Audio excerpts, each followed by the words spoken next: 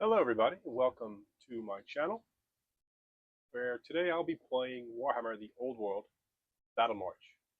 This is the addition, compendium to the new rulebook. It's a 1.5 rulebook. It's not a new edition, but when they released the new introductory set, or the core set, I guess they call it, with Warriors of Chaos and what's that other faction, the brand new faction, I forget their name. I bought it for the Warriors of Chaos anyway. But the other faction's cool anyway.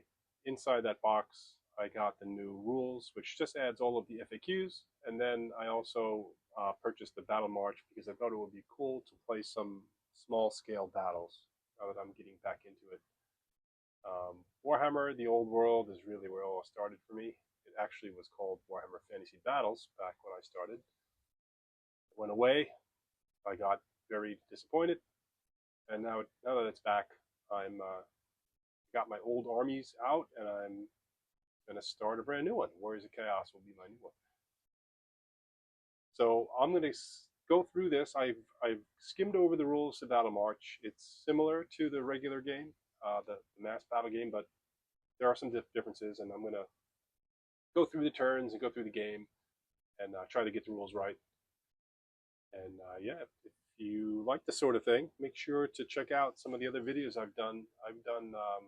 This is the first Old World video I've done, but I've done some on Warhammer 40,000 and Warhammer 40,000 Kill Team and Core, Clash of Rifles.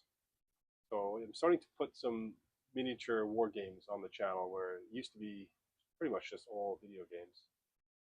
The video games will come back, especially now that EverQuest Legends launched, and looking for monsters and memories to come out. Once those games come out that I've been really looking forward to, I'll probably get right back into video games as well. But right now, the hobby and the war games have really been taking up most of my time. So I've rambled on enough. Let me begin the game.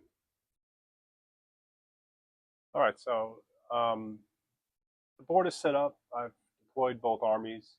This is going to be Orcs and Goblins against the Dwarven Mountain Holds. Both are the Battle March lists from the compendium.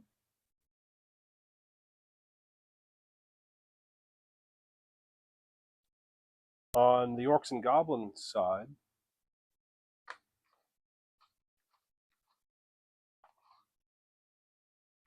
we've got Drazgog Skullsmasha, the general. He's riding with Boar Boys.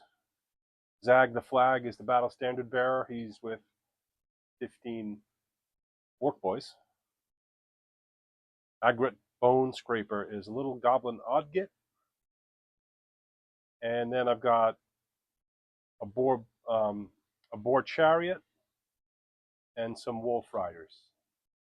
Did I miss anything? No, that's it. The dwarves, Sven Gadoksson is the general.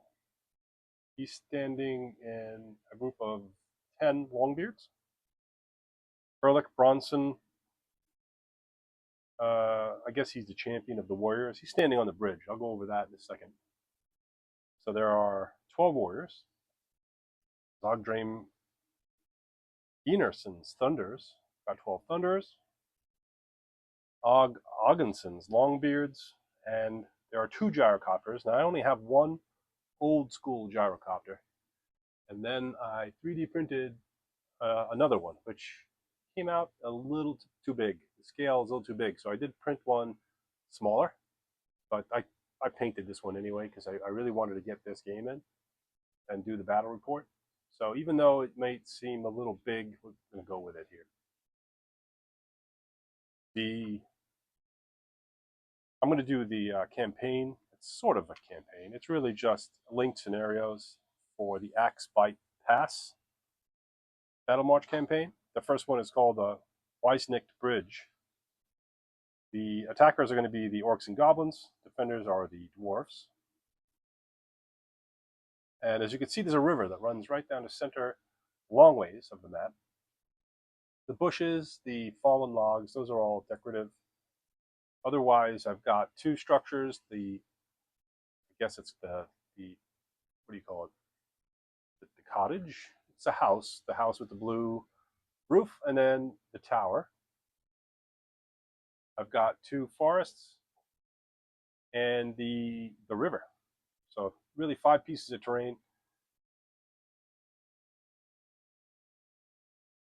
Deployment was 7.5 inches on either of the long sides. Both sides just deployed right up to the edge. And the victory conditions are going to be standard victory conditions that can be found in the compendium, in the Battle March compendium, which I'll go over. I'm not going to go over right now. I just want to go over what's going on that bridge there. So on the bridge, you might be able to see, you could zoom in. All right, there on the bridge, you see two champions. So the way the scenario begins is you have to pick a champion with no more than 1 wound. They each stand in the middle of that bridge and they're going to fight it out, which will determine who goes first, who has the initiative. So the Orcs and Goblins elected their champion out of the Orc Boy mob, the 15 Orc Boys. That's why you see, you might have noticed that there's a spot missing. And it's the same with the Dwarves. Their champion of the Longbeards is out on the bridge. So it's the scenario special rules called Clash of Steel. Before the first turn, both players nominate 1 model with a wounds characteristic of 1 and whose troop type is infantry or cavalry from within their army. The chosen combatants are placed in base-to-base contact with one another in the center of the bridge or ford and fight as many rounds of combat as necessary to determine a victor. Once a victor has been determined, the model is returned to its unit and its controlling player takes the first turn. If both champions are slain, the players must roll off as normal. All right, so there they are on the bridge, ready to have their duel. The Longbeard Elder has an initiative of 2, and the champion of the Orc Boys is also initiative 2. So they're going to attack simultaneously. They each have 2 attacks. The Orc champion has a weapon skill of 5, and the, did I say Orc? I meant the Longbeard champion has a weapon skill of 5. The Orc champion has a weapon skill of 3, which means the Dwarf champ will hit on a 3, the Orc champ will hit on a 4. All right, here are the attacks. I'll roll them at the same time, simultaneous combat. The greenish dice are Orcs, the bluish dice are Dwarves. So 2 hits for the Dwarves, 2 misses for the Orc. So the Dwarf champion strength is 4 against the Orc boy champion toughness 4. It's 4s to wound on his 2 hits. He wounds once. And now there'll be an armor save. The Orc boy has light armor and a shield. Gives him a 5-up armor. He failed, so the Dwarf wins. Dwarves will go first. Warriors of Karak Ziflin. Throngs from the mines north of Karak Ziflin often march to protect Dwarven interests in Axbite Pass, such as lumber camps dotted across timber-covered slopes and breweries that align riverbanks. When Orcs and Goblins rampage, these throngs do not hesitate to take up arms against them, and when needed, will stand beside their ancient allies and protect human settlements in the pass as well. When Drazgog ran amok through the Grey Mountains, Sven Gadoksson marshaled his warriors and marched to the north of Axbite Pass in the hopes of intercepting the rogue Orc boss and bringing his reign of terror to a rather abrupt end. Thane Gadoksson's eagerness to march was not only fueled by his hatred for Orcs and Goblins, but also his desire to protect an isolated forge that stood directly in the path of the rampant boss and his fledgling Rampaging Orcs. When orcs gather in great numbers, it is not uncommon for rivalry within their great host to cause some bosses to strike out alone, leading their warbands into the unknown in search of violence and infamy. This army is an example of just one such warband that splintered from Spinecracker and into the Grey Mountains. Unthinkably, Drazgog led his boys north into the heavily guarded Axbite Pass, slipping past the watchtowers of Montfort and into the depths of the mountain pass until, beyond them, lay the wealth and abundance of the Reichland. Whilst orcs and goblins are most fearsome in great numbers, smaller warbands gathered under bosses eager to prove their strength and prowess are not uncommon. These warbands start small, with only a few dozen orcs and their goblin underlings, but they can swiftly grow in size following a string of victories on the field, as the likes of goblin wolf riders, boar boys, and rumbling boar chariots race towards the gathering Wa energy. Alright, so Goblin turn 1. The strategy phase, a few things happen normally, but not this turn, not for the dwarves anyway. Start a turn, special actions or tests, not right now. Then we go to a command subphase where we resolve character abilities, or if there are units fleeing. Then there's wizards, conjuration. Dwarves have no wizards. And then rally fleeing troops. So I'm going to skip right past the strategy phase and go into the movement phase. So I apologize for the glare. It's a paper mat that I used from the core set. I really just could have used my nicer mat that's underneath and cordoned it off with the fences like I did, but I wanted to see how it looked. And now that I realize filming, it's going to be a problem with the glare. So this is probably the last time I use the paper mat for a battle report. Anyway, I'm going to do the moves. I'm going to explain what I did, and then we'll move into the next phase. All right, so the dwarf movement is completed. I just moved the infantry blocks of longbeards and warriors up 6 inches, so that's a march, double their movement. They only move 3 inches, they're very slow. The Thunderers stayed where they are in the forest, and there was the gyrocopter here that marched like 18 inches and flew over to try to get to this flank on this side of the map. And this gyrocopter down here moved 9 to the very edge of the riverbank. I don't think it's going to be able to flank those wolf riders there because they're already at the edge, but I'll have to check the range of that steam gun and see if they could maybe get some shots into the wolf riders. This gyrocopter won't be able to shoot because it marched. And of course the Thunderers are aiming at those boar boys over the river. So shooting phase coming up. All right, dwarf shooting phase. First shot will be from the Thunderers, shooting from the forest across the river to the orc boar boys. All right, so 5 Thunderers are shooting. The 5 in the front rank with their handgun. It's 24-inch range. They are in long range, so it's going to be a -1 penalty. Ballistic skill of a Thunder is a 3, so normally it's forced to hit. With the long range penalty, it's going to be 5 to hit. We got 2 hits. Strength 4 of the handgun to strength 4 of an orc boar rider. It'll be 4 is the wound. 1 wound. The orc boar boy has light armor and a shield, but they have armored hide on the boar, which gives them an additional +1 to armor save, so it'll be a 4-up. However, the handgun is an armor-piercing weapon. The special ability for that is the handgun. Well, I forget, armor bane, yeah. So -1, so that makes it go back to a 5+ armor save. And it's a fail, so 1 wound.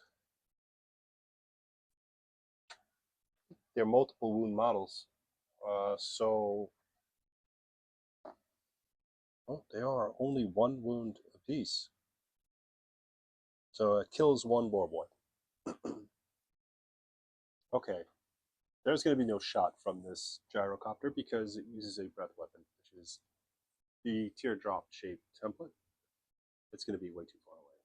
I would have had to have equipped it with a different gun. You can give it a brimstone gun or a clatter gun, but I'm using the Battle March list and it says steam gun, so there's no shot. That ends the shooting phase for the dwarfs. We'll go into charges. Oh, actually, charges in Old World happen in the movement phase. Obviously, I was too far away, so this is going to be the end of the turn. After shooting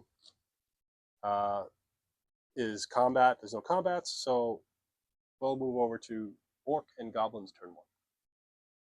All right, it's the Orcs and Goblins' turn. In the strategy phase, they have nothing to do. This little wizard is a level 1 Odgit that has a foot of Gork. He rolled a 6 for his spell. So that's a magical vortex. He'll cast that in the shooting phase.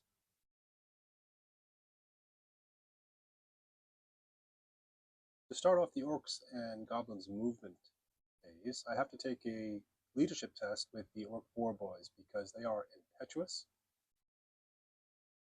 Their boss, their lead general is in there with them. That's an Orc Big Boss. His leadership is 7. So they need to pass a leadership test of 7 equal to or less in order to not charge. Here's the leadership test. It is a 9, so they are going to charge. Okay, the closest unit to the Orc Boar Boys are the Longbeards here. So the charge is going to come across the river. I have to look up the rules for that. I believe it's hazardous terrain. But I've got to make the roll for them. So it's going to be a 2d6. Discard the lowest die and add the other one to their movement statistic and see if they reach. Okay, so charging across the river is going to be charging across difficult terrain.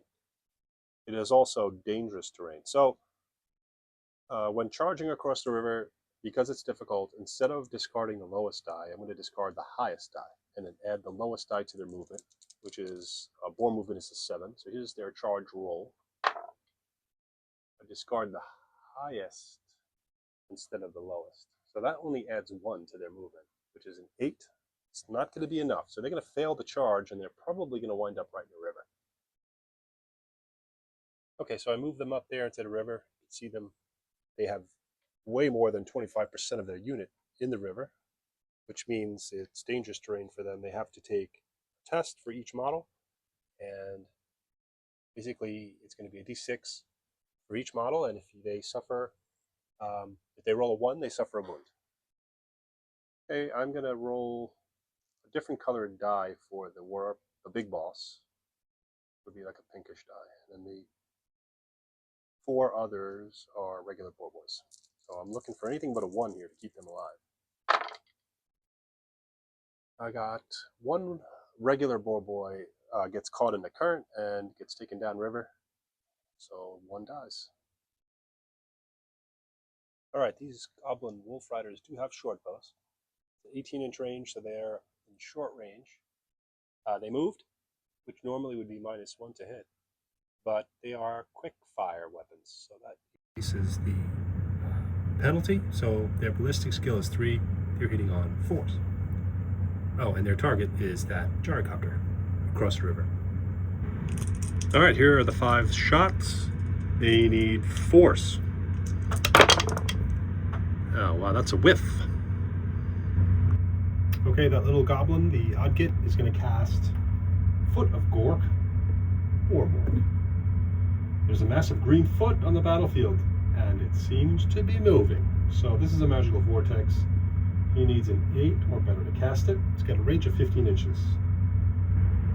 Okay, the Odgit has a casting value of 8 for this spell. 8 or better.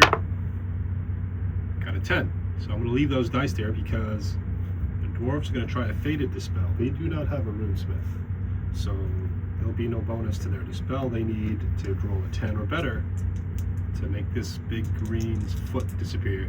Oh, I'm not going to do it. All right, so here's the board state after turn 1. The position of the foot of Gork is right here behind, sort of, the long beards. It's kind of hovering right over them. The middle of the template has got to be 15 inches from the caster, which is back there. So it's maximum 15 inches, so he had to put it, I wanted to put it a little further behind so that maybe it scatters into either any of these units, really.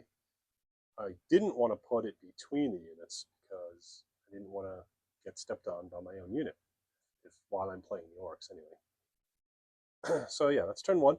I should mention that I'm playing this without any solo AI. I'm just making decisions for both armies as if I'm their commander.